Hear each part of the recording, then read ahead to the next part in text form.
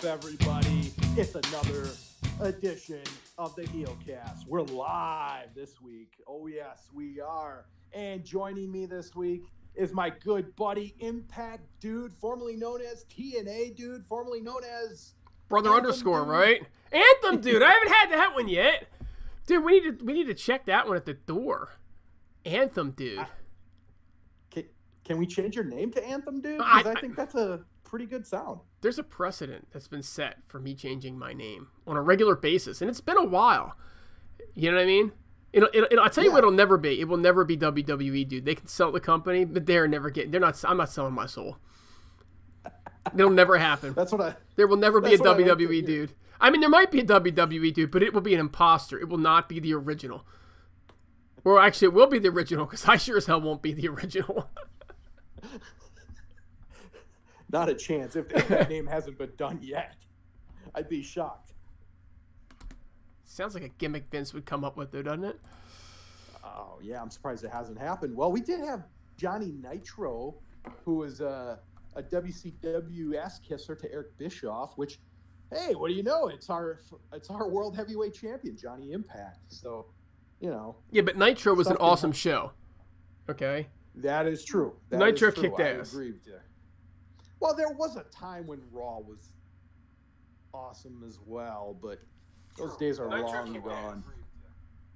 Well, there was a time when Raw. Man. So, anyways, let's go to the shout outs. We got a decent amount of shout outs to get to. We're going to give a shout out to Larkin. Hopefully we're going to have him back on the Heelcast pretty soon here. But Larkin doing some great things with Lingerie FC Fight Club.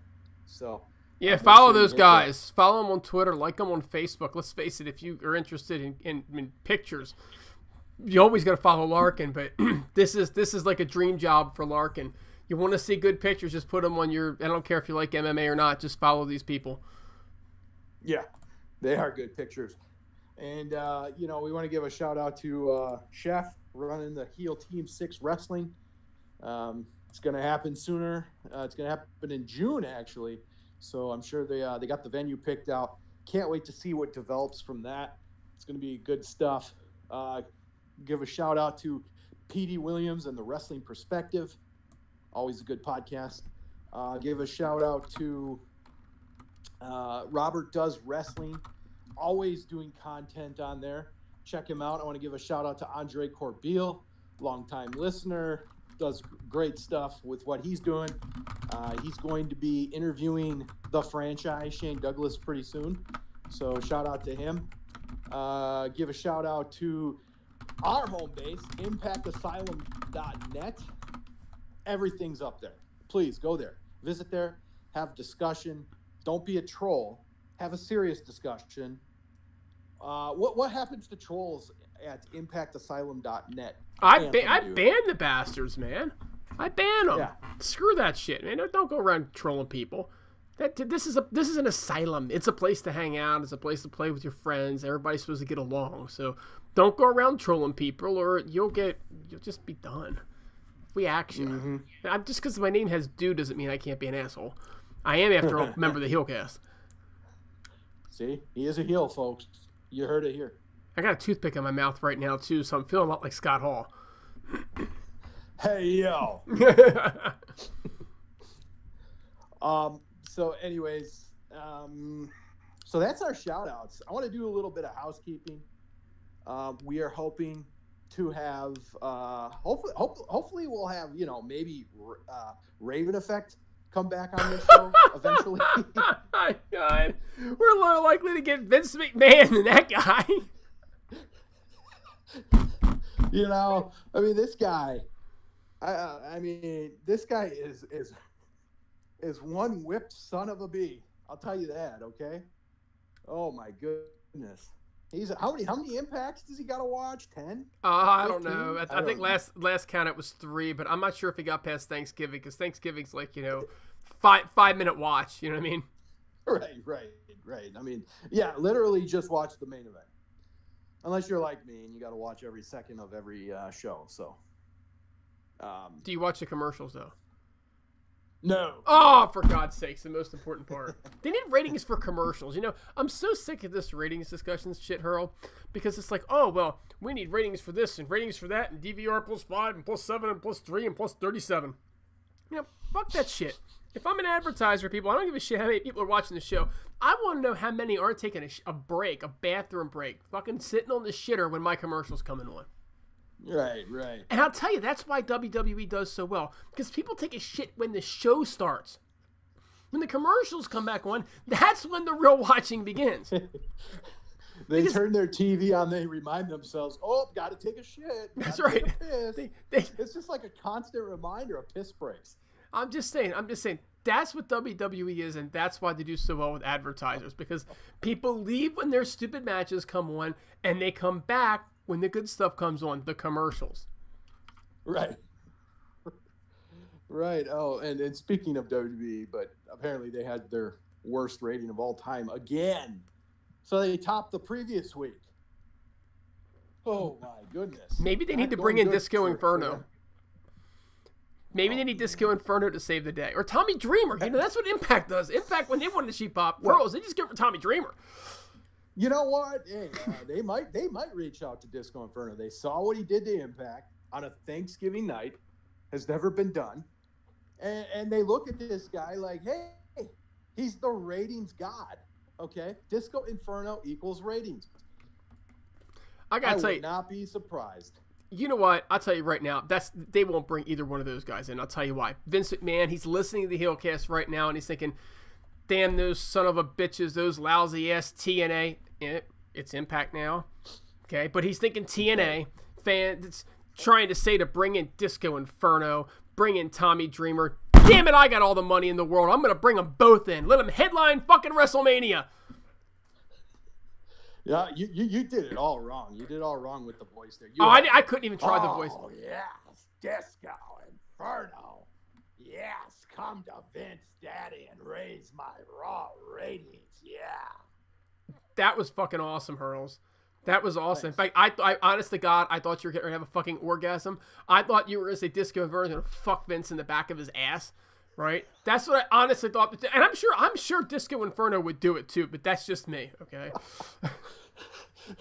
I have a horrible image in the back of oh my goodness. Well, he's doing the disco taunt. That's right. Vince is bent over. Yes, give me. Yes. Oh my God. Yes. Okay, I'm sorry. It's great. It's a great approach. You should just do it the whole time. Should be like the time that Raven Effect decided he was going to do Broken Matt Hardy the entire show. And then he starts messaging me about 10 minutes in, please, please, please save me. I can't do it anymore. I got to go back and listen to that one. I don't even know if I might have been on the heel. I don't know. It's been a long time. I got to listen to that one. Oh, we should send that to his new boo. Just that episode. This is your man. Actually, we should send him his Meltzer rant. Send her the Meltzer rant. Oh, that's a good one. I should really friend her. Boy, that would really piss him off if I friended her. Yeah. I'm thinking about it. It might. It would piss her off, too, actually. Probably. Pisses everybody off when you become friends with someone, right? Absolutely, especially the person I'm friending. No, I'm gonna give him a break. I'm gonna give him a break. I'm not standing in the way of his happiness, and he does appear to be genuinely happy. It's the first time I've known the guy to be genuinely happy, so we're gonna let well enough alone on that one. That is good. We'll save it for later when we know everything's good and safe. Yeah, when he finally catches up to Impact and he makes his return here, so that'll be.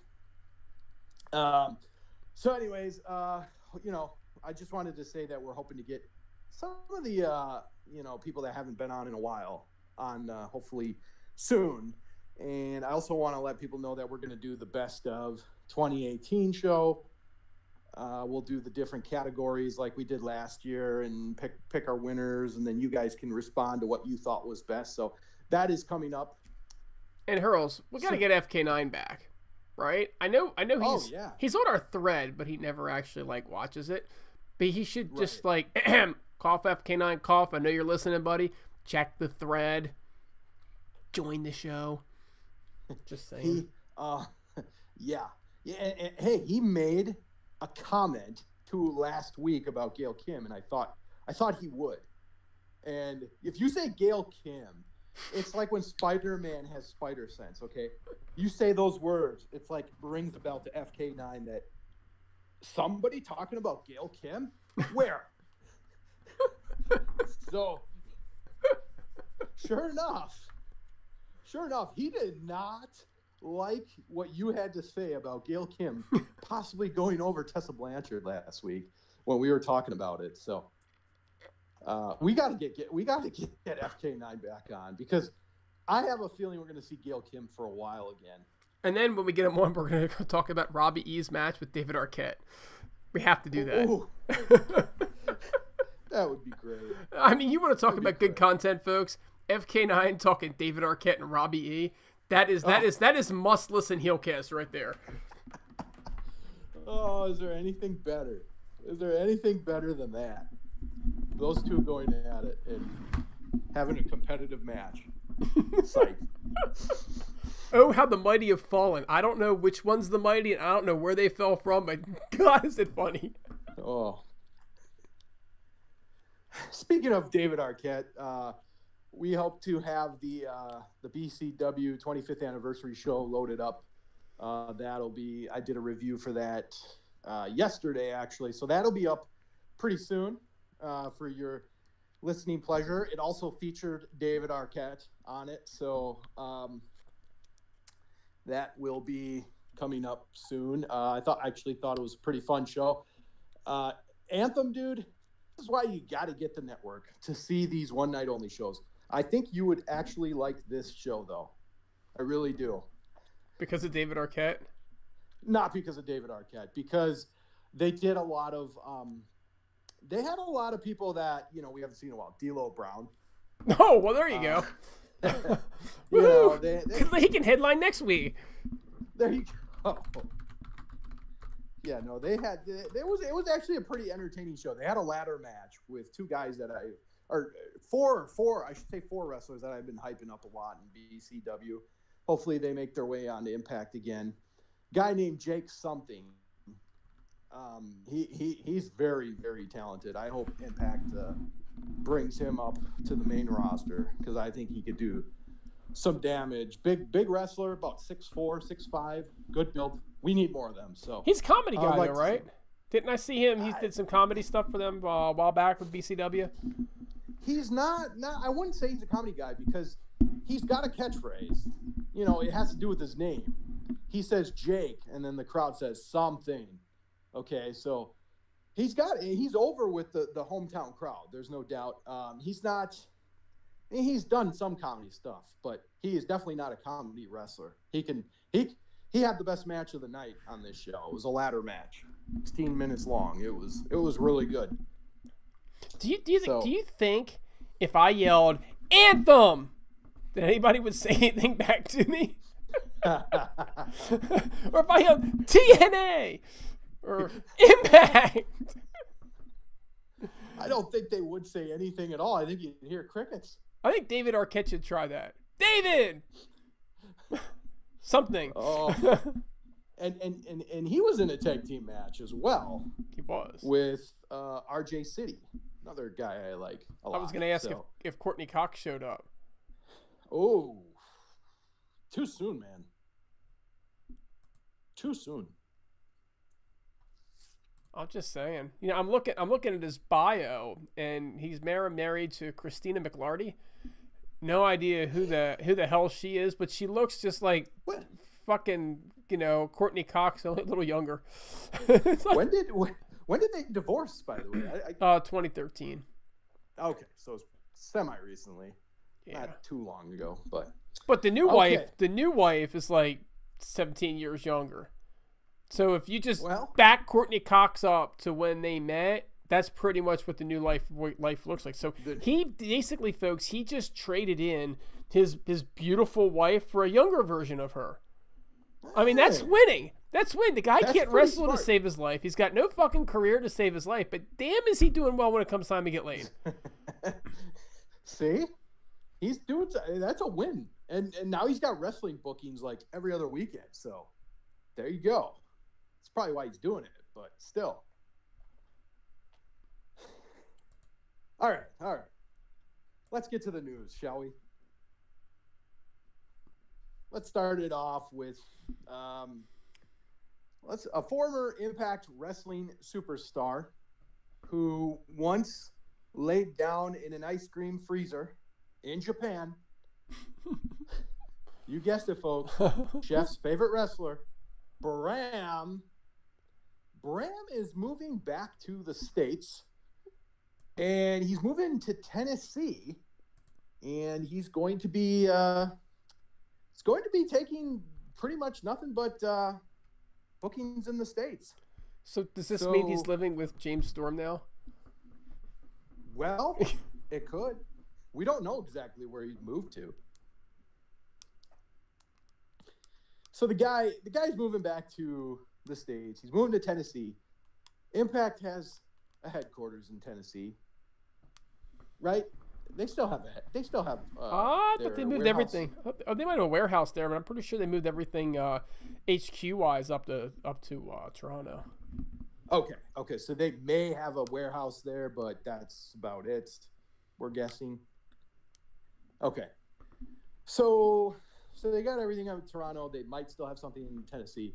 What do you think this means? So 2 questions. Do you think Bram's coming back to Impact? And 2, do you want to see Bram come back to Impact? I think the way that they're structured right now, putting people in PPAs, if Bram is trying to reestablish himself here in the U.S., or actually I should say really if Bram is trying to establish himself here in the U.S., because despite what people might like to think, he's really not much of a name over here. I think it's probably a great idea for him. I think it works for Anthem too, because I don't think that Bram would be terribly expensive. I think that the audience, their television audience, is at least aware of him. They have footage of him from the past, and they could reintroduce him. Do I see him being a main player over here? No, I really don't. Mm-hmm. I think that his English is only the only person I think on the roster that has worse English than Bram is probably Grado, right? Because you just can't understand a word the guy says when he talks. And I think it's going to be hard to push him as the main event talent. So I do not expect to see that happen, but I could see him for sure showing up in Impact for a stint. And that's what they do, right? They bring people in and they give them a stint. The second half of your question, do I want to see him? I think it's probably clear in my body language. Not really. Yeah. I don't know why they would invest in him when they have better versions of him. I don't think he's Killer Cross. I don't think he's Moose. Right? I don't think that he's as good as Sami Callihan, some other guys on the roster at all.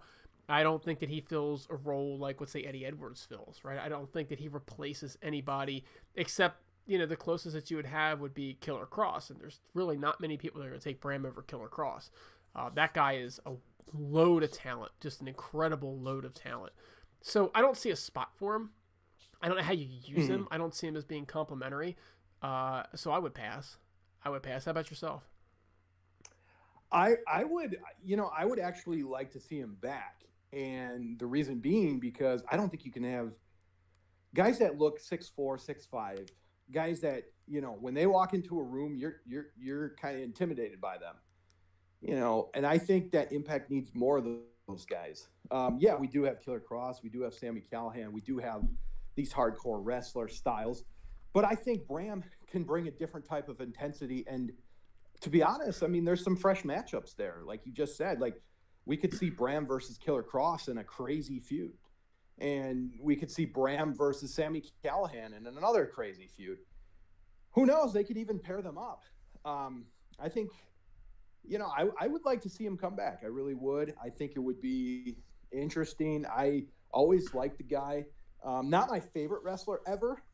As far as like, even in his time in Impact, he was never my favorite Impact wrestler, but I think he's a solid hand, solid worker. I just think that Impact could use more of those guys. I don't think he's going to cost a ton. And I think he probably would like working for Anthem and the fact that they're a lot more friendly now with indies. And I think he would have a lot of freedom. And I honestly think that to answer my own question, I think he is coming back, and I don't know in what way, but I can just see that he's going to be an Impact, and he's going to feud with somebody. So I would like to see him back. I get your point. I get your sentiment. But my counterpoint to that is, in WCW, we had a lot of guys that fit around the same mold. I mean, you had Kevin Nash, you had Wrath, you had Brian Clark, you had the Giant. You had a lot of guys like that. So are you? I think Bram can fit. Are you pushing the narrative of moving to larger wrestlers in general? Yes, I am. I think they should. I think they should too. And so I will buy what you're saying if you're going to change up the roster in general, right? Mm-hmm. There's a small roster right now. And right or not, I mean they're not a WCW roster where you had just enormous heavyweights where Hulk Hogan was a monster and he just was like, looked like a little midget under Scott Hall and Kevin Nash, right? And the God forbid Giant, right? So I think if you're going to go that way and you're going to redo the roster, then I think you make a very, very, very solid point. I think that Impact should do anything to buck trends, to set themselves apart. And right now I see a lot of these companies doing the indie stuff. I want to go back in time a little bit. And I think I don't want to say I'm burnt out from the flippity flip style. I do love a good flippity flip match, but flippity floppity flip. I just want to see something different though. I want to see, I think it's time to start going more towards bigger wrestlers. We have enough cruiserweight style, X Division style wrestlers on this roster. So let me ask you a question. Let me ask you a question here. But say before let's put it this way, was in the early days when wrestlers were like, everyday guys who were just like, they looked like a tough guy at a bar. Was wrestling, how popular was wrestling? Are you talking about the territory days? 90s? No, I'm talking 70s, 80s. Very popular, right? 70s, 80s? Yeah. 70s, 80s, very popular. But they were big guys, right? Yes. They weren't little guys. No. Right? Maybe Dynamite Kid, that was about it? Yeah, they were definitely the minority, slim minority. Yep. Now you get to the 80s, right? And into the 90s. And they were all doing roids, right? Mm-hmm. How was wrestling then? Oh, it was huge. It was huge. It was enormous, right? Yeah. And the guys were all little? Or were they big? Well, they were pretty big. They were huge. I mean, we're talking 80s, right? They're talking 80s and into those early mid-90s and the steroid stuff started to come. They were huge, right? Oh, yeah, huge. And then there was a steroid scandal, right? Yeah, yeah. And wrestling started going to longer shows. The Monday Night Wars came in, right? And in that Monday Night Wars time frame, right? The guys that were drawing, was it the little guys? Yes. Or was it the big heavyweights? I still say it was big heavyweights. It was big heavyweights. No doubt about it. Hogan, right? Hall, Nash, Savage, Flair. These are big guys, right? Go over the other side. You got Giant, right? Go over the other side. You got guys like Austin, Triple H, Rock, Undertaker. They weren't little guys, right? Shawn Michaels being an exception. But Shawn Michaels, when Shawn Michaels is on top of WWE, how were ratings? Terrible. The worst of the 90s. The worst of the 90s. And Raven Effect, please mute your sound for a moment. When Bret Hart was on top, how were ratings? Not very good. Yeah, they sucked. They sucked. Yep. Then very good. Everybody complained because WCW in particular had all these amazing cruiserweights, and they all said these are the guys of the future. You need to push them.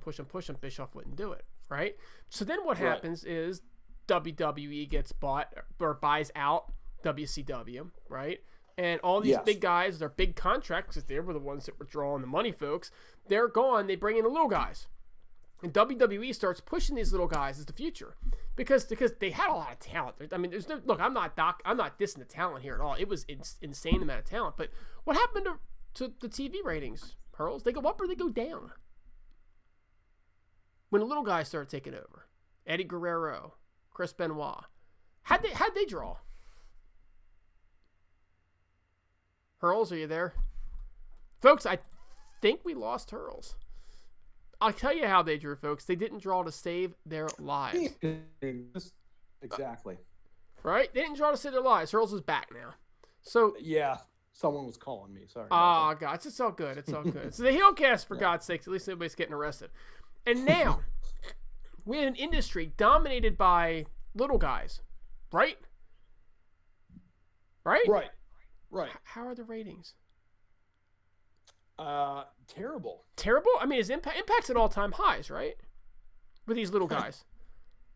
And WWE, how are they doing with their little guys? Not good. No. Week after week, it's been terrible. In fact, I think they're paying millions upon millions upon millions of dollars a year for the only 300-pound heavyweight that they've got to wrestle a couple times. Right? Yeah. That's it. That's pretty much it. I mean, and the other one's out because he's got leukemia. So, anyway, folks, look, I digress. Okay?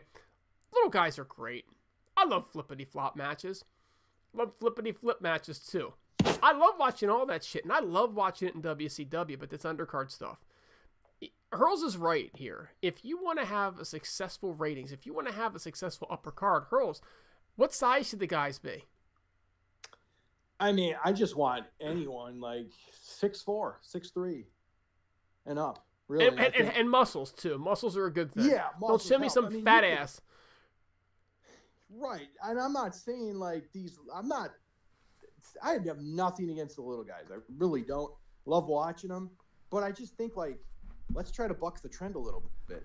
You know, when somebody goes left, let's go right, and vice versa. Let's give these folks what they're not really seeing anymore.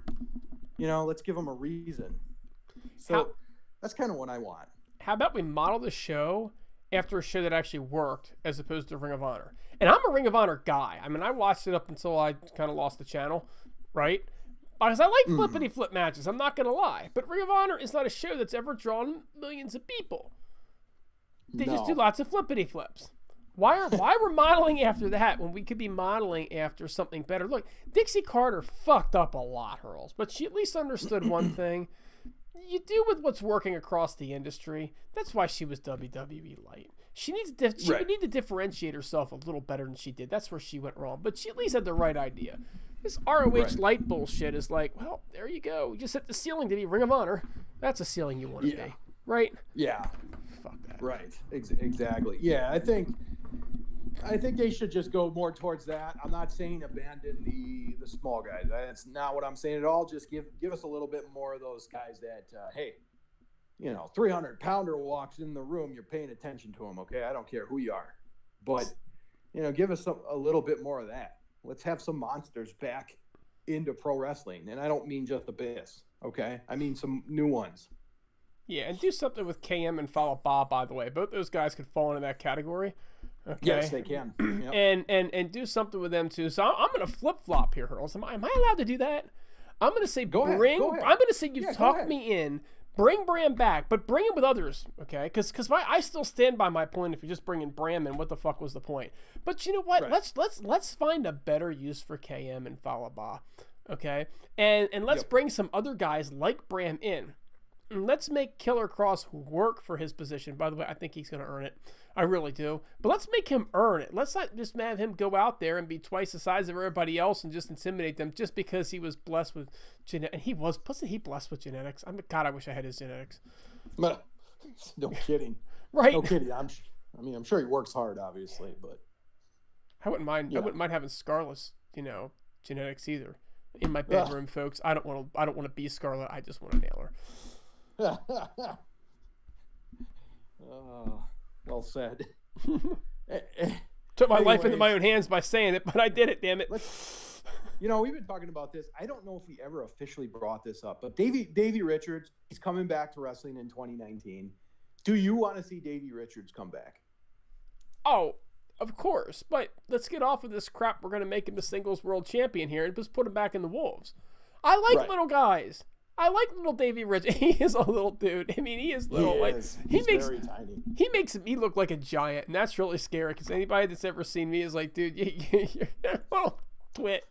But I would love to see him come back and bring the Wolves back. I think Eddie's been doing a fantastic job on his own, but they could morph the Wolves back around, and that would give LAX a tag team that LAX have a very difficult time keeping up with, and that would be a great thing for Impact Wrestling.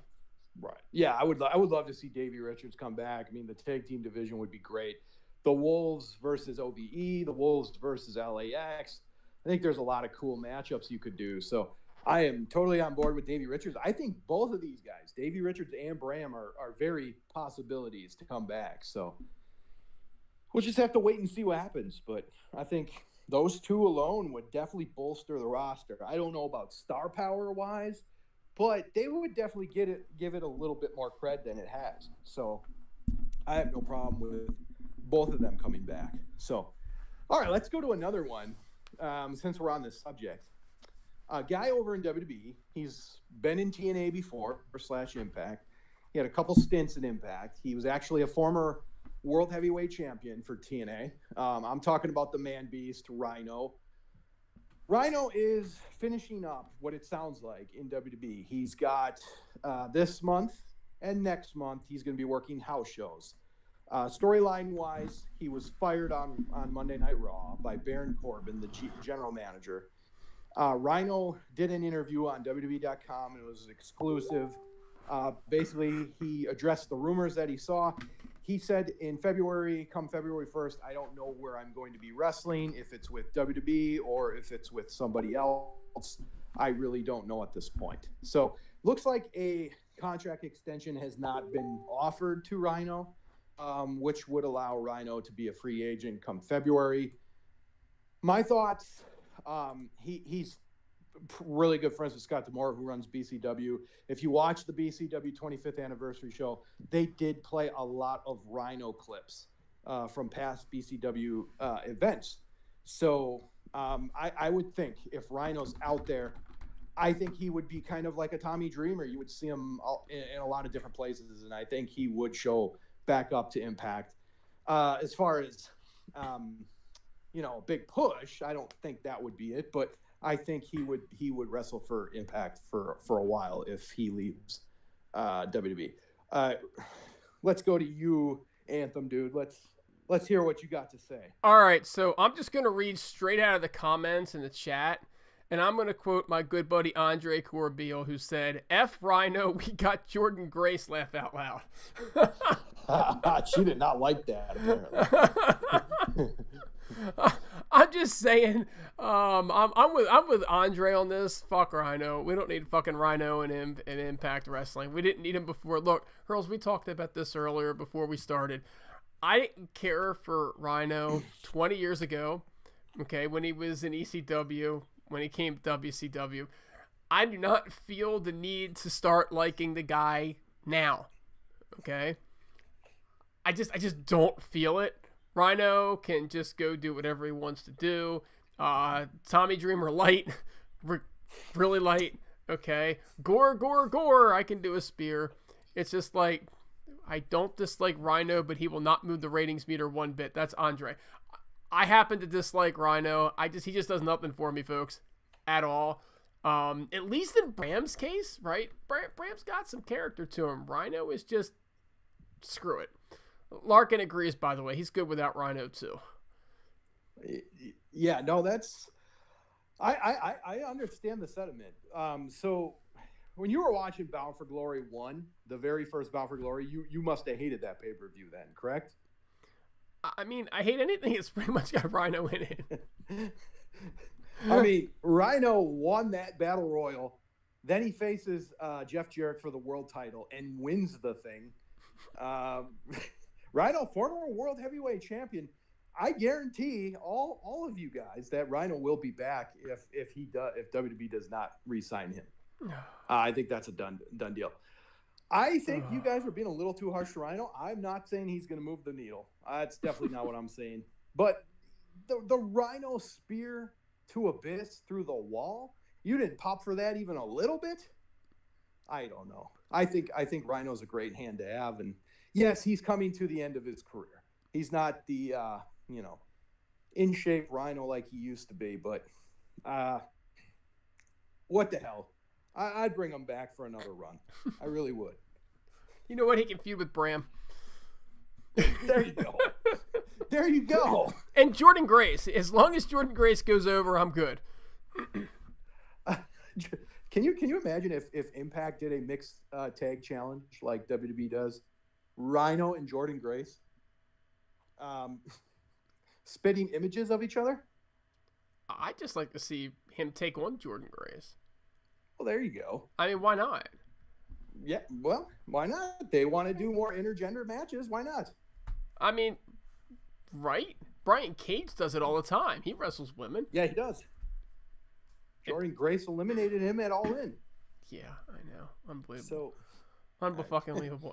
Only Impact Wrestling, folks. I shouldn't really bring it up on an Impact Wrestling podcast because technically it didn't happen. So, anyways, let's go to our fourth news story. So Johnny Impact apparently was on an ESPN radio station. It was one of the local ones. I'm not sure which one it would have been. He was asked about TV networks, and basically Johnny Impact said, "We're going to be on a better network." No, nothing else besides that. Impact, dude, do you feel like more confident now if you hear something like that, or do you think it's just him trying to just put the company in a good light? Well, for sure he's going to do that. I mean, right? Mm-hmm. He's not going to be like, listen, folks, it doesn't get any better than Pop TV at 10 p.m. on Thursdays. Be there or be squared. Right. So at any rate, Andre Corbio is calling them the gender rhinos. Jordan Grace and Rhino, the gender rhinos. Gender rhinos. But honestly, I'm looking at Michael Peacock's comment about nobody moving the ratings, and they need to focus on character development and storytelling. I agree with that completely, and they also need to have a better network to help with that. There's only so much they're going to grow on Pop. Pop would be more a place where you would hope to maintain, not necessarily grow. It certainly is better than him saying the alternative, right? But here's the thing. WWE is still on, what is it, USA? Raw's on USA? Am I right about that? Yes, okay. Correct. At least I got that right. You can tell I don't watch Yes. it. And so you got to think to yourself, what are they going to do when Raw's contract comes up? Because it doesn't actually come up until October of next year, right? We're still like a year away from this whole Fox deal happening. So I think that what you might be seeing too is other companies getting their ducks in a row, okay, to prepare for this onslaught of people maybe getting back into professional wrestling again once Fox starts to promote it, okay? Yeah. And so if they can say they've got a new show that's premiering around that time, that could be a big thing for them to kind of catch on. Like what happens around WrestleMania, right? You got WrestleMania week, and now you get all the other WrestleCon shows that are happening around it. The same type of thing with the renewed interest and renewed publicity for the genre. So it's very possible. I'm not saying probable. I'm not saying going to happen, but it's very possible that is the holdup, and that's why they're sort of staying the course on Pop for now and just not freaking out and jumping ship, right? Can we just keep everything steady until this new thing comes around and we get in a row? The problem is that WWE's ratings are what again? Say it again, because I love hearing it when you say it, Hurls. Oh man, they're down in the dumps. Down in the dumps. They're at all time. Yeah, all time. All time what? All time lows. Lows. Right. Yes. Come on, don't deny me my WWE ratings orgasm here. All right, I need this shit. Okay. As much as we appreciate that, their success right now and their perceived success when they go to Fox is actually directly tied to Impact success. Okay, the more that these other stations believe that WWE is a good investment for Fox, the better it is for Impact Wrestling. Okay, so as much as you know me, I'm tickled silly every time I hear that are at all-time lows. It fucking gives me an orgasm, right? But it's not really good for Impact. So we talked before, and you said I was going to piss all over some of these news stories. I'm not pissing on this one. Because I do think that the delaying in the time, because WWE is not set to unveil on Fox for quite some time. Okay, I think that's a good thing. for Impact, because I think they'll be better off long term debuting about the time that Raw debuts, maybe slightly before. Right. Yeah. No, that's. I mean, if you're waiting until 2019, that's quite a while. I was hoping more like spring quarter. I would say like second quarter of 2019. I was hoping they'd find a new network, but it is what it is. Well, they may sign a deal before then, and they just might not kick it off. Yeah, that's true. Hey, I'd be fine with that. I'd be fine with them waiting to, if they sign it and they'd be like, yeah, we'll start you in the summer. Just stay on your pop until summer. I have no problem with that. At least you know where they're going. Yep. At least you have plenty of time to adjust. I think a lot of Impact fans, the last 2 TV deals, a lot of people didn't have Destination America. A lot of people didn't have Pop TV. In the States, this is obviously talking. Sorry, Corbeil. But we didn't have, there's people that did not have a lot of time to adjust. I know for a fact when I moved into my house in 2016, first thing I did with cable was I looked and saw, like, what is the cheapest package with Pop TV on it? Because that's the one I'm going with.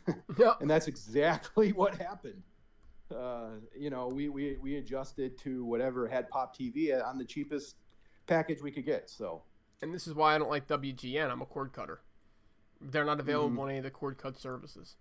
That fucking sucks, right? So that means that in order for me to do it, I either have to find an app for WGN, which I have not found, and then log in using a different like a Comcast account or something like that, or I got to get my cord back. The problem is I don't know of an app for me to be able to use to be able to do that with. So that's kind of an issue in general with WGN. Right. The stations, all 3 stations that they're talked to, I have on my cable, so I'm good to go. I got True TV, got Sci-Fi, got WGN, so it's not gonna be a problem this time. But for the cord cutters, that does suck. I would hope they would go. I'm still hoping for True TV. I still think that's the best fit, but I'm okay with Sci-Fi too. I kind of want WGN to be my least favorite, but I just think True TV is more accessible. Sci-Fi is more accessible. Yeah, completely. So completely. So yeah, that's kind of where I'm at with that. But I think Johnny Impact, I think there might be something to it. Maybe he knows more. Maybe he does know that they're more than likely going to sign with one of these 3, and the deal's close. But he's obviously not going to say officially. But it's good to hear. So finally, last news story of the week. It was reported by the Observer that Trevor Lee is leaving Impact Wrestling, and he's going to report to the WWE Performance Center, which usually means he'll be on NXT very soon. Impact dude, thoughts on Trevor Lee leaving Impact? He's former X Division champion, I believe 3 times. He's former tag team champion with Brian Myers for a quick stint. Thoughts on Trevor Lee leaving? Does this mean I can finally forget about the Green fucking Lantern? Is that stench finally going to go away? Good God. Fucking Shane Helms. Jesus Christ. You want to talk about a guy I never liked? Rhino was awesome next to Shane Helms, right? I would say Rhino and Bram for tag champs, but that actually might be a pretty cool tag team. So I'm not gonna say that one sarcastically, because they'll actually do it, and I'll be like thinking it's the greatest thing ever, and those fuckers up in Toronto will be laughing at me. But Shane Helms never did shit for me. Here's the thing: a lot of people are really upset by this. I'm not one of them. I think that Trevor Lee has an amazing amount of talent. I think that this is a guy that, if done right, could really mature into, a main event player at some point in his career. As you alluded to earlier, Hurls, he is only, 25 years old? Something like that. He might not even be 25 yet. He's a young kid, so he's got time to mature. This isn't a guy who even needs to be in the spotlight right now. His problem he's got going for him is he's really uglier than any of the Heelcast members. And I'm not kidding you. He's that ugly. Okay. Like if you put him in a lineup with the Heelcast, he would make the rest of us actually look like fairly decent looking human beings. And folks, there's a reason that we hide behind a mic. We're ugly as fucking sin. Okay. And the caveman look that he has going for him is not helping him out at all. Okay, he needs to do a couple of things. First of all, he needs to get rid of the beard. He needs to do something with his hair, some form of a haircut. I don't care what, just do it. And then he's got to wax his chest. And I realize that's probably going to be painful with all that hair on there and whatnot. Dude's got more bush than a fucking Amazon. But he needs to take that shit and he needs to wax it. And he needs to look like a professional wrestler. And at that point in time, if you give him trunks that aren't like black, okay, and then give him a character. The guy is great in the ring. The guy is great on the mic. He's freaking witty. He's freaking funny. You ever talk to Chef, he'll tell you that, when they'd be out at bars in Orlando, fucking Trevor Lee would have them all in stitches for hours. He was that damn funny. So the thing about it is that they need to capitalize on that and give him a character that fans are going to get behind. Because the Carolina Caveman is just a horrible gimmick. In fact, the only thing that's worse than the Carolina Caveman was the Cult of Lee. Which I never understood what the hell the Cult of Lee was. What's so cult-like about this guy? Do you know what I'm saying? I could see the Cult of Killer Cross. Okay. Right. I could see something like that. Obviously, Sue Young, right? She's got a cult, right? But this guy is just really, why in the world are we going there? So I think the WWE will give that to him. I think WWE is going to make him do those things, right? Kind of bring this thing full circle here, Hurls. And I think that when they do that, he's going to get pissed off. I think he's going to be stuck in NXT forever. I don't think he'll make the main roster, okay? But I think he'll come out of it with a better understanding of what it takes to be a successful professional wrestler that draws in 2020 or 2021 as opposed to, say, 1981. When a guy like him could have gone over, right, in Georgia Southern. Right. So that's kind of what I think. What do you think, Hurls? Well, I think he's a phenomenal wrestler. I do. I think he should have got a character change. I think probably from the time he came in, he was pretty much the same character. He put on obviously tremendous matches, very, very solid in-ring technician. He doesn't always rely on the high-flying stuff that a lot of guys around his size do. I think Impact's going to miss out on him. I don't know if he's a needle mover, but he's also a guy that you can throw out there and, hey, give me a solid 10-minute match. He's going to do that for you. I didn't mind the Cult of Lee. I do agree the name didn't really make sense, but I think like him and Caleb Conley were, they were showing some decent amount of charisma at the end there. And I know Trevor Lee's going to be on Impact this week, okay, because we're still going to see him a little bit. But from all accounts, I think this is pretty true that he's going to be leaving January 1st. So I'm going to miss Trevor Lee. I would have loved to see him in Impact for another couple years if Impact was going to push him to maybe the next level, give him a new character.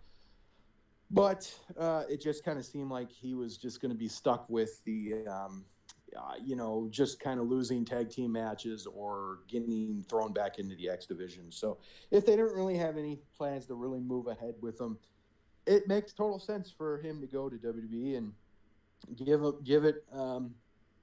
it a shot. But thing I see in him in WWE is I really don't see much of a run with him in WWE. I just think he's going to be stuck in 205 Live, which is their cruiserweight show, and that's going to be it. So I don't think his spot's really going to improve much. That's just kind of how I see his career in WWE going. But you hate to see someone go to WWE, especially when they leave Impact, but that I guess creates room for other guys. So it is what it is, and wish nothing but the best for Trevor Lee because I did like him. He was a solid wrestler. So, all right, Impact dude or Anthem dude, as we're gonna call you now. Let's go into Impact Wrestling and let's talk about it. Basically, this week to me, I'm gonna be honest. I didn't really the show to me. There was a couple things that were good, okay, that I liked, but as first from a story, I thought it was pretty dull. But I guess match standpoint, yeah, you did really, there was a lot of pretty solid matches. So let's start with the first one: Jake Chris versus Willie Mack. Jake Chris ended up winning. He did the all-seeing eye from the top rope for the 1, 2, 3. It was an X Division qualifier, and whoever won this got to go to Ultimate X at Homecoming. So Jake Chris is going to Homecoming in this. Were you kind of surprised by the outcome? I mean, I read the spoilers first, so I knew. Oh yeah, you're right. You're one of those people. I'm one of those guys that watches it as it goes. I mean, right. I think I would have otherwise been, but let's face it. I mean, here are two guys that have more talent than what they're using right now, right? Willie Mack is just I don't really get his character. He's just some laid back, cool cat type of guy. You know what I'm saying? And he needs to be a little bit more of a I'm gonna whoop your ass. And Jake Chris, I mean, he's actually pretty good in the ring, Hurls. And I don't know whether he can talk or not because he really never says anything other than like everything. And I mean the word everything, not he says like everything, because Sammy does all the talking, right? So it was a good match. I mean, it really was a good match, but it was just one of those ROH things. Hey, let's have a tournament now. You know what I'm saying? Insert tournament here, and let's insert two random guys, neither of which have ever actually really wrestled an X Division match. And let's call it an X Division, match, and let's be done with it. This would have been better served if they would have had a couple luchadors come in that looked like they were going to be serious contenders for the X Division crown. Yeah, I agree. Like, Willie Mack kind of reminds me of Junkyard Dog a little bit. I mean, similar look, but similar mannerisms. Obviously, he doesn't have the whole, gimmick, but I don't know. That's kind of what I could see him as. He's just really laid back, but he does a lot of cool moves. That's kind of what I'm getting. I do hope that he kind of gets an edge to him. I think that would definitely... Hurls. Oh, Hurls. Oh, Hurls. I think we lost Hurls. Hurls, are you there? Hurls. Ow. Help his overall match was fine. Dude, we lost you. Yeah, there's enough storyline there, to go forward, I guess, but I want to see a little bit more, I guess, from him. But otherwise, solid match. It was kind of a surprise to me that he won. So, anyways, the second match that we had, before that, we had a backstage interview where Tessa Blanchard talked about Taya Valkyrie coming up with excuses for why she isn't the champion right now. So nothing really crazy there, just furthering the feud. The second match that we had the debuting Dark Alley versus Heather Monroe. First off, what'd you think of Dark Alley? She just doesn't seem very dark to me. She just looks like Sweet Alley with different coloring. I'm just not buying the fact that she's an ass kicker. Is that wrong?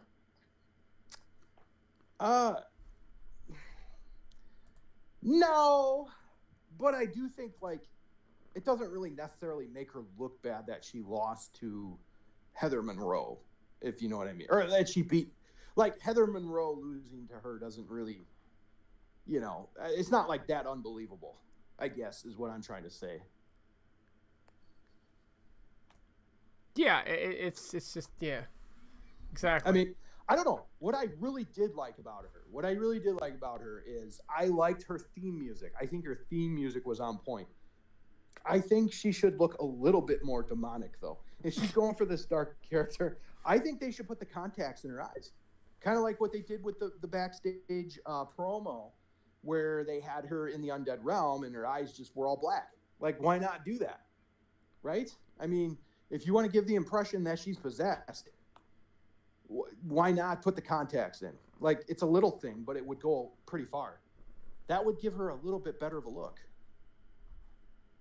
I mean, it would help a lot. It would help a lot, Yeah. but I think they need to fuck her hair up, right? I mean, look, you see Su Yung coming down the street, right? That is one ugly bitch, right? Nobody walks around and goes, God damn, I want to bang her, right? It just doesn't. And she's probably, I mean, you see pictures of her before she was Su Yung.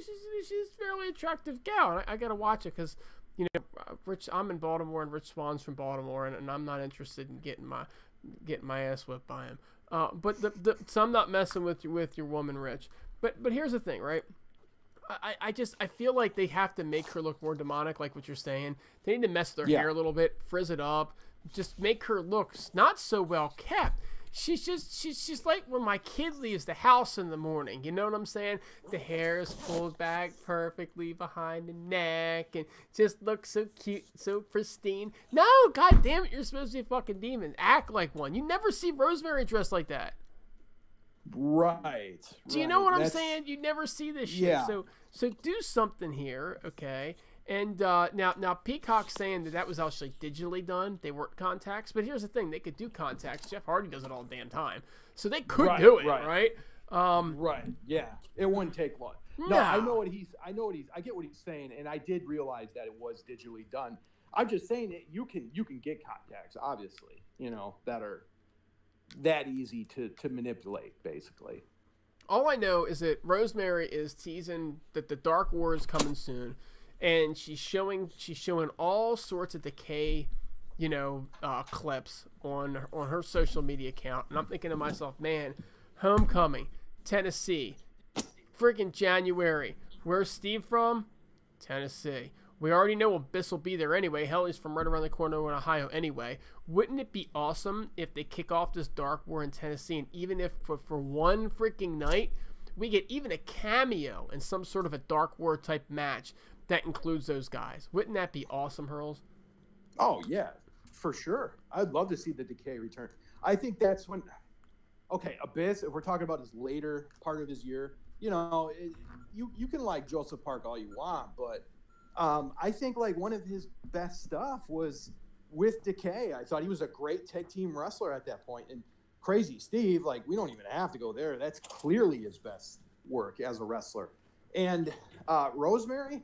I thought that's when she looked the most demonic to me. And that's where she really, her character took off, I mean, there's no other way to put it. So I would love to see the Decay reform once again. And heck, it's another tag team. So I'm going to call it, Hurls. All right. I'm going to call it straight up right now. We are going to get at Homecoming. You ready for this? We're gonna get. Wait. I think right now.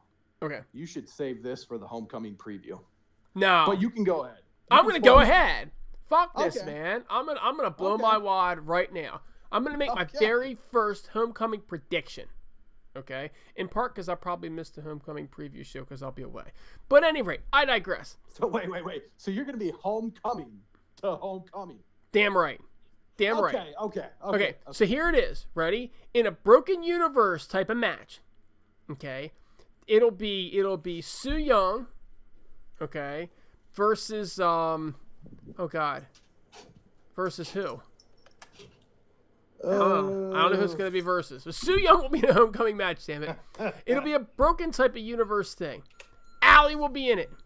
Rosemary will make a return along with Crazy Steve and Abyss, okay? And then in the twist to end all twists, Bram will show up in this broken universe type of match, okay? And his ass will get stuffed in the back of a fucking trunk, and we will never see him again. Yeah. Making his triumphant return to the Decay's trunk. Bram. At Homecoming, write it down. Then they're gonna drive to some unknown fucking subway stop, okay? And James Storm is gonna pull him out before he gets run over, okay? Right? Mickey James style, and he's gonna pull Bram out, and then they're gonna go to Heel Team 6 Wrestling and win the tag championships. That is my Homecoming prediction right there. You heard it here first, folks. My mind is blown. That was crazy. What about though? Like what was the last time we saw Bram? I mean, on TV. I know it wasn't the Decay stuff. He came back after that, correct? Yeah, he did come back after that. He did. Okay. He did. But he randomly showed back up again a couple months later. Right. Yeah, I was gonna say like that would have been a great stopping point for him though, because then he could have came back like right here. It would have been great continuation. Like, oh, he's been gone for that long. You know, the Decay kidnapped him for that long. That would be great storytelling, but you know, since he came back, that kind of throws that outside the window. So, well, we're gonna have to see if your prediction comes true, but it's a very high likelihood. That was pretty awesome, though. Okay, so let's talk about the next match. Unfortunately, let's talk about the next match. It was the Desi Hit Squad versus Jay and Brony. What? Do we even really need to talk about this? No. Jimmy and Johnny, boots and tights.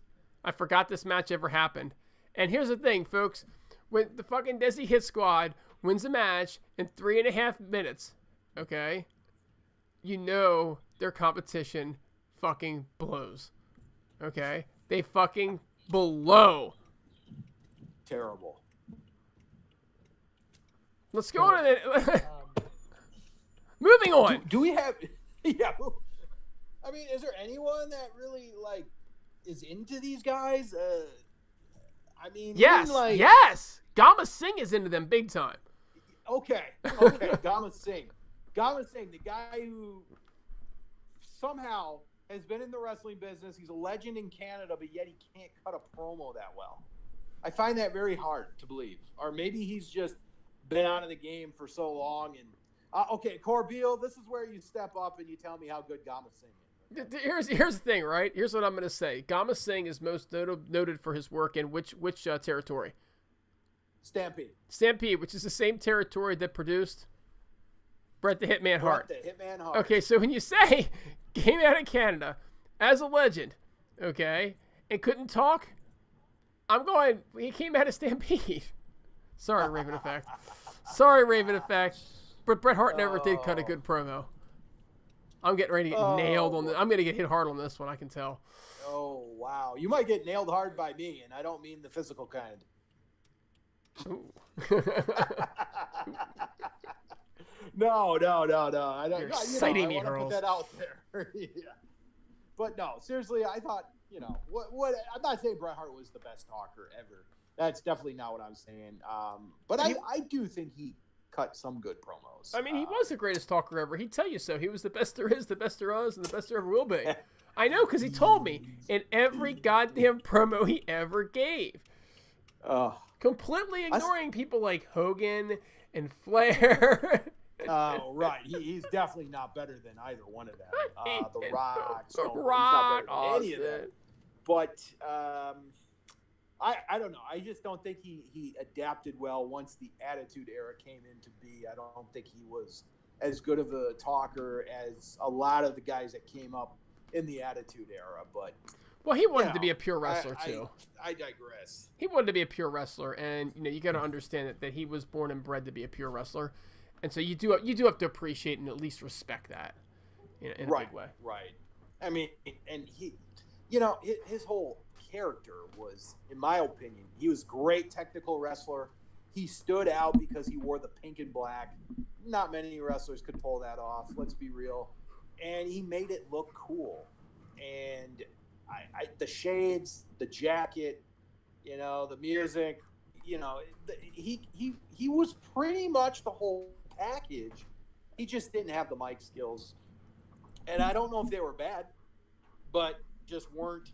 He was around a lot of guys that were really good. So that's kind of where I put Bret Hart. Yeah, me too. So very well spoken. Okay, so moving on, we kind of get a little promo with Willie Mack and Rich Swann just kind of talking like, hey, that what I thought was kind of weird, like Willie Mack said that he would have Rich Swann's back. Well, why didn't Rich Swann have Willie Mack's back tonight?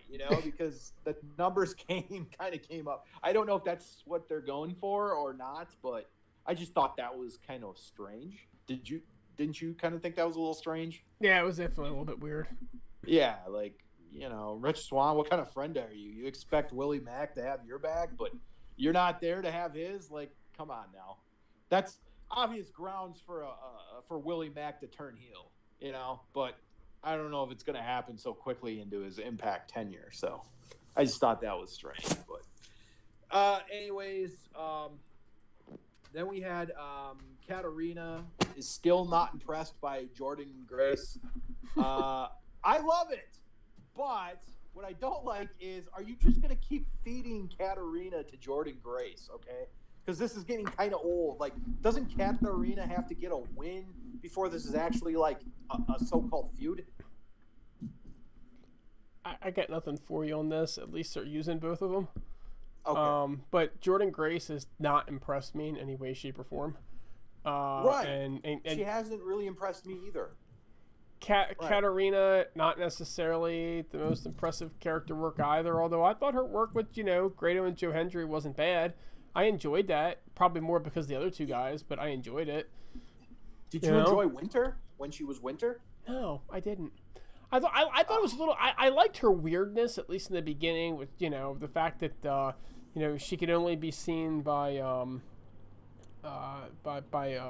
which one Angelina was it? Love. It was Angelina. Yeah, it was Angelina. It was one of the beautiful people. She can only be seen by Angelina Love, and she had that weird when she followed Angelina around was kind of interesting for a while, but then it got overdone. It just became too much. It was like, okay, stop, do something different now. Right. But still, if you want to do something with Jordan and you want to build Jordan as some kind of up and comer, either just feed her random girls, like for instance, every random girl that is showing up on Impact recently. Okay. Hell, she should have been the one that wrestled Heather Monroe this week. Let her squash him and build her up Brian Cage style. But right. So it doesn't make any sense to me. My guess is they see Jordan as young and not ready, and so they want to give her some work and see how she does with it before they invest anything in her. And that's not really a terrible idea. Right. I agree to that point. I don't know. I want Katarina. I'm a huge fan of Katarina. There's no question. I find her. I think she's a good character. I think she's got great mic skills. The accent is awesome. I think that she can do better than what's kind of being fed. So if she wrestles Jordynne Grace again, she's got to win. She's got to get a win here because it makes no sense for Jordynne Grace just to keep going over and over and over. And None. That doesn't do anybody any good there. So Katarina's got to win the third match for this thing to have any legs to it. So I don't know, but moving on, backstage we had Eli Drake. He revealed that he's been invited to the Homecoming pay-per-view in Nashville. He's going to face Abyss. It's going to be a Monsters Ball. Were you happy that it ended up being Abyss? I mean, it kind of made sense, obviously. I've given up, I think, dude. I feel like I've given up. It's like, when are they going to start using this guy to do something real? Right. You know, and if they want to try to reset him after Homecoming and some sort of, you know, Don Callis was asked to describe Homecoming in a word, and he said revolution. Okay, I'll believe it when I see it. But if they're trying to do something like that, fine. But my God, they've been pissing the guy away for 6 freaking months doing nothing at all. Does Abyss need to be at Homecoming? Oh, he's been there since the beginning. Tennessee, this, that, the other. Give me a break. Give me a break. Put somebody else there. Put Congo Kong in the Monsters Ball match. He's supposed to be the new monster. I'm not even sure he's on the roster anymore, Hurls. That's a very good question. I have no idea either. He was at the BCW show. He was at the BCW One Night Only Impact show, but other than that, I have not seen Congo Kong anywhere. He was on a Twitch show. I saw him there. I don't know what they're doing with him. I don't know if they're, you know, waiting for, I don't know, a perfect storyline for him to come back. But yeah, I don't really get it. I don't get what they're doing with him. And where's Jimmy Jacobs? We haven't seen him in a while. So I don't know. I agree though, 100% with you about Eli Drake. They got to start using this guy. And they got to start putting him in meaningful feuds. It's just like he keeps doing these side feuds that really don't have any merit to him. He's above that. You know, I think at this point in his career, he's a guy that should be in the main event or should be doing something at least useful. Like if it was going to be a Jericho feud, you know, that would have been great. That would have been great, you know? So I don't know what is going on there.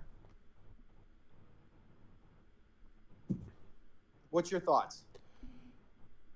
I don't know, but they're fucking up, and they just continue to do the same shit over and over and over again. It just really seems like the way Ring of Honor would use somebody.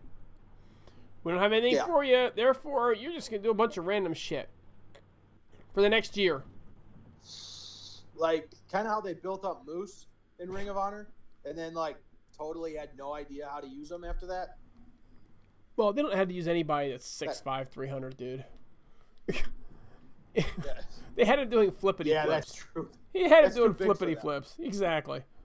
Yeah. Again, I like Ring of Honor people. I actually do like the product. I like it for what it is, though. And that ain't what it is. Yeah. Yeah. So, I don't know. Hopefully, Eli Drake comes out of the Monsters Ball in one piece and goes to the heavyweight title, because Brian Cage versus Johnny Impact, there's just no heat there. It's just, hey, we're going to have a match. But, you know, it's just like, okay, all of a sudden Option C comes out of nowhere. I like Option C. I really do. But, you know, you got to have someone come out there and just explain why all of a sudden you can use Option C at any time now.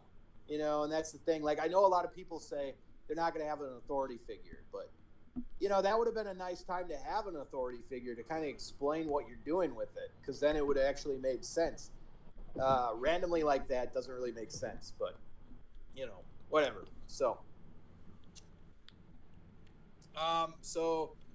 after that, we had a video of the Rascals sitting in a circle. Smoking is shown until Scarlett Bordeaux shows up talking about her talent search. I thought it was pretty clever to have her show up there because it all kind of makes sense. Smoke show. So, but we kind of all know, you know, Scarlett Bordeaux's talent search is going on. Nothing too crazy there. I won't really add too much for it. Then we had the next qualifier match, which was All Ego Ethan Page versus Matt Sydal, who are the pretty much been teaming lately. And we saw that Ethan Page got the upset victory. This was kind of another one that surprised me. Impact dude, did this surprise you?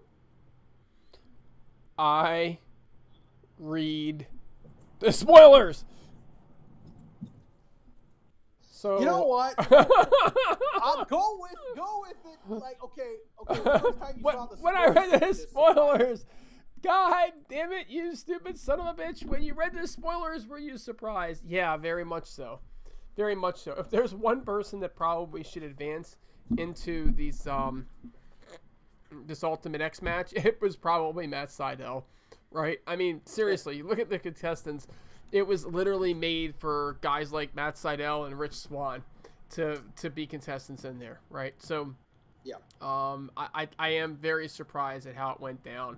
I think maybe they're just gonna try to make the X Division title more of a of a secondary title, mid card title, as opposed to having it do with size and style. I don't know. I mean, they definitely changed it up with Cage, right? I mean, Cage has been anything but your traditional X Division champion. So who knows? Who knows? I was surprised. I disagree with it. I actually pretty much always disagree with Matt Sydal loses. Not gonna lie. One of the little guys I really like.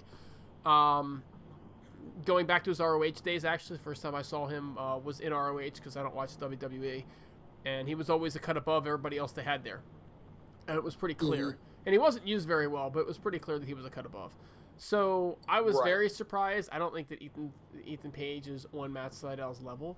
At the same point in time, it shows that Ethan Page could use a rub, and so he gets the rub. It was a good match. Right. It was kind of a bizarre ending, at least in my opinion. I didn't see that coming. Roll up. Oh, he got pinned. I mean, so they kind of made it look like it could have almost been, a bit of a hiccup, but yeah. Yeah, that's kind of what I think. I have nothing against Ethan Page. I thought he was more entertaining as Chandler Park, though. I'm going to be honest. If you could combine somehow Ethan Page with Chandler Park, maybe you'd get something a little bit better. But Matt Sydal, he kind of seems like a guy like you want him to have a match at Homecoming. He's very talented. He's a guy that has some name power because he's been in WWE. He's been around for a while. So I just find it odd that you wouldn't want to put him in an Ultimate X match. I just think that's. I don't know if I liked that call there, but whatever. I'll give Ethan Page credit. He's a solid worker as well. Just would like to see a little bit more, from this match so far. It's not getting me that hyped to see an Ultimate X match, and I know it's very early, but I should be hyped about it, and I'm not right now because it's been a while since we've seen it. So, but anyways. So then we get Eddie Edwards at the what was it called? The Sandy. What was that? Shady Acres. Okay, Shady Acres Mental Hospital. And then all of a sudden we see Raven is in this Shady Acres Mental Hospital.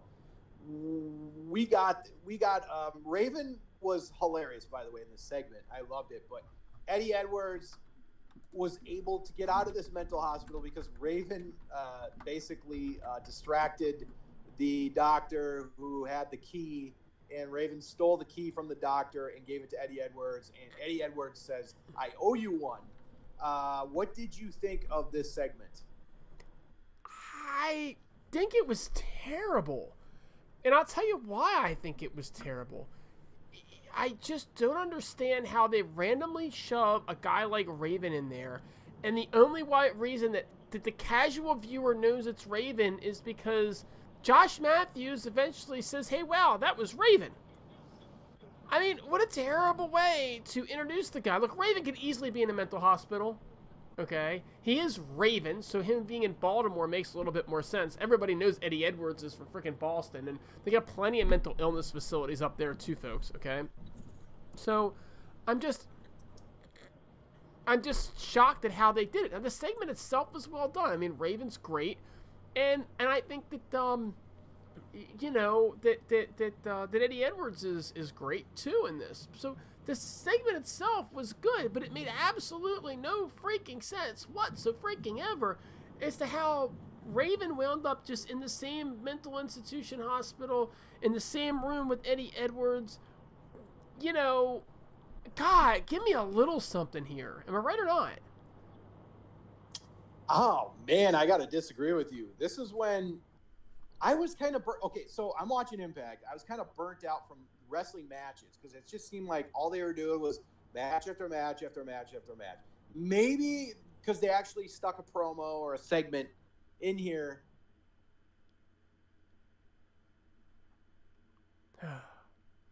And we have lost Hurls again. But don't worry, folks. And come maybe a bit more.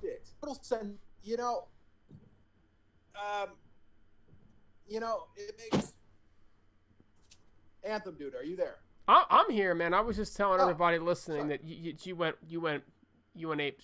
Watch, you were gone for a minute. Yeah. I was just saying. No, I loved it. I just because the whole night was just wrestling match after wrestling match, and they finally gave us something different and something that was not like the rest of the show. And I kind of woke up for a while. I kind of got into it. And Raven's the type of character where, yeah, he could definitely be in a mental institution. And we haven't seen him in Impact in like 8 years. So, I don't mind that they I thought it was a cool little nugget that they gave us. And I don't think we've seen the last of Raven, especially how they made it sound with the whole I owe you one, right? I mean, am I not wrong? Doesn't that storyline kind of have to further itself? Yeah, no, it does. I don't know. I mean, Eddie Edwards is out now, assuming he's out, and we have a potential Raven.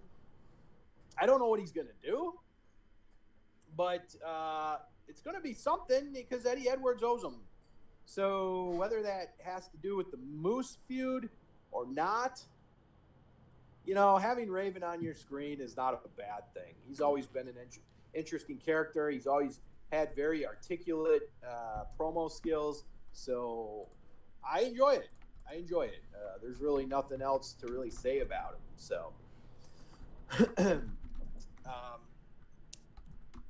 So, after that, we had backstage. We had a confrontation between LAX and the Lucha Brothers. Nothing, just kind of hyping their match. Nothing really, nothing memorable to me. Do you remember anything really that was intriguing about it that added to the feud? Because I don't really have anything about it. But the main event, we had Taya Valkyrie, Johnny Impact versus Moose and Tessa Blanchard. I actually did think this was a pretty solid main event. I liked how they I think Taya and Johnny, besides the fact that they're married, I thought they were a pretty good team. And I thought this was a pretty well done match. And I kind of figured that, they would win this. And I don't think it really hurts either one of them. But, Killer Cross comes in there and he kind of teases that he's on Johnny's side again. And, he prevents Moose and Tessa from cheating. So in that way, I think the storyline was pretty good. And I thought the main event was the best match of the night in terms of storyline because the other qualifiers didn't have any. But Impact, dude, what was your kind of take on the whole main event? I'm finding this whole main event scene to be a little confusing right now. So here's why. What's the main event for Homecoming we're supposed to be building to? Brian Cage and Johnny Impact. No heat with each other. And that's typical when you get two faces going. They start off with no heat, and then they the next thing somebody to tag team it together, and somebody accidentally hits somebody else with a chair, and something happens, right? And that's kind of what they're doing here. So to me, this is just a classic face versus face type of feud. But it's Cage. What is hard for me to understand right now is why are Killer Cross and Moose involved? Cross has nothing else to do with his time, okay? But Moose still has Eddie Edwards on the side, right? Now, I get you. Yes. They want to put Moose in the ring, and Eddie's supposed to be committed, so they got to do something with him. I get it, folks. I'm not dumb here. But my question is, why are those two guys sticking their nose in this particular match and this particular feud? And the only thing that I can think of is because at Homecoming, they're expecting an Austin Aries return, so those three can kick off where they left. Right? That's the only thing that I can think of here, because otherwise this involvement doesn't do me any good, because I'm not viewing Killer Cross as a part of the main event circle. I'm not viewing Moose as part of the main event circle. I'm viewing Moose as somebody who's having a feud with Eddie Edwards. Now, if you put, Moose, say, and Cage against, say, Eddie and Johnny, right? I could see that. Right. If you flip those around a little bit, kind of made some sort of a weird stipulation. This is where an authority figure can actually have a little bit of value, to actually explain why these idiots are, wrestling with each other. Now you're drawing a couple of different things in, If you give Cross the number one contendership for after Homecoming, now he's got a stake in it. But they don't have a stake in it. So what do? They're just they're taking Taya and they're taking Tessa, and they're putting them together. And so, well, this is great because, Taya and Johnny are married, right? So that can work. But why is Tessa with Moose, right? Why isn't she with Cage, right? That would actually be intriguing because they're both sort of like tweener-ish, right? It would make more sense. Yeah. It would make more sense to me. So I'm hoping with all of my heart and soul, people, that they're actually going to do something coming out of this at Homecoming to explain this and other things as well. But it really just feels more like we need a main event. You know what? Let's flip through the list of things we can do. Oh, look, it's time to do the mixed tag team match, the mixed gender match. Let's do that. That's kind of how it felt to me. But it's a shame because otherwise, I mean, these guys, they are great performers. They put on solid matches, dude. Really do. Yeah. Oh, yeah. There's nobody doubts that for sure. It was a little weird, but I mean, the Taya Tessa stuff obviously worked out pretty well. Moose's involvement with Johnny Impact. I mean, well, I've been predicting with that Austin Aries is coming back at Homecoming. That's kind of where I'm at with him. I think it was. I still don't even know what happened at Bound for Glory. I guess if that's how they planned it, that's a good job. But I don't know.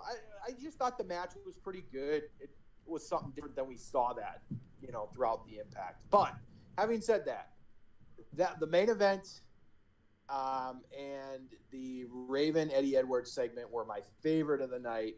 The Ultimate X qualifiers were decent, but nothing that really got me into Impact. So I gotta go with a 6 out of 10 this week. I hate to give it a D, but that's what I'm feeling. What are you giving Impact this week? Oh man, when you say it that way, I guess I'll give it a 6 too. I was gonna go with a 5 out of 10 to be honest with you. It just it lacked an excitement factor.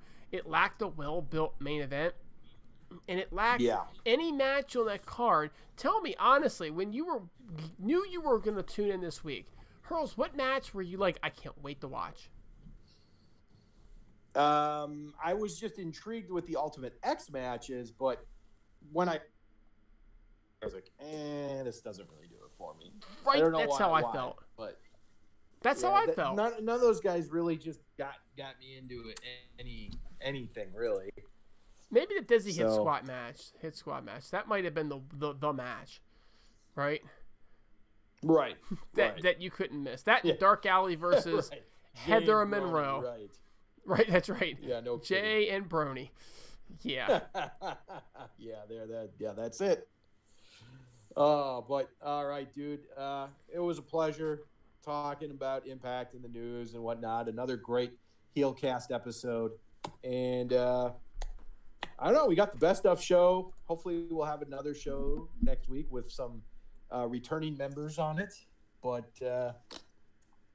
that's all I got. You got any final comments? I got nothing, man. I think we rocked it this week, my friend. Oh, yeah, definitely. We always do, though. Usually. Damn right. Well, I'm Hurls for the rest of the Heelcast, for Impact Dude, for FK9, for Larkin, for Raven Effect, for Robert Does Wrestling, for even our long distant cousins, Chef and Kyle. This is the Heelcast. Hope you enjoyed the show tonight. We're out.